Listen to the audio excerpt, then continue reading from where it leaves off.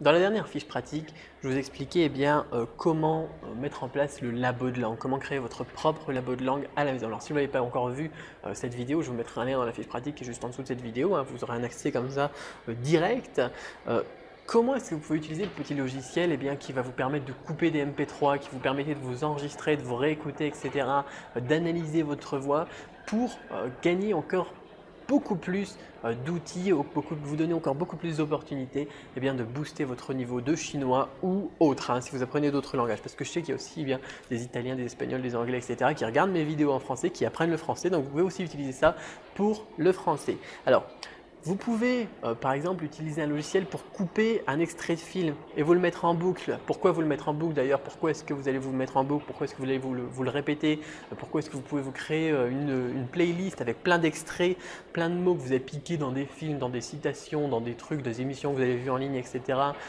Et comment est-ce que ça va vous aider à booster votre chinois? Par exemple, vous mettez une playlist de plein d'extraits que vous avez mis, vous avez récupéré, vous écoutez ça en vrac et vous entraînez à chaque fois que vous écoutez un extrait ou vous écoutez un mot, à le réécrire pour voir si vous avez eu bon ou pas. Si vous écrivez pas, vous allez vous dire oui c'est bon, je le connais, mais si vous l'écrivez, vous allez vous rendre compte que si vous le connaissez ou si vous ne le connaissez pas. C'est un petit peu aussi sur le principe de la répétition espacée.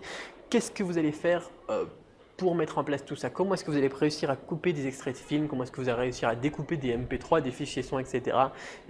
Avec ce petit logiciel Audacity, là, qui est un logiciel gratuit, je voulais compléter cette leçon, la leçon d'hier, je m'en mets un petit peu les pinceaux là, mais cette leçon d'hier, donc avec un petit tutoriel pour vous expliquer comment faire, comment mettre ça en place, plus les nouvelles applications que je n'ai pas eu le temps d'évoquer dans la fiche pratique, dans la dernière fiche pratique, donc du labo de langue, un tutoriel expliquer pas à pas comment utiliser le logiciel.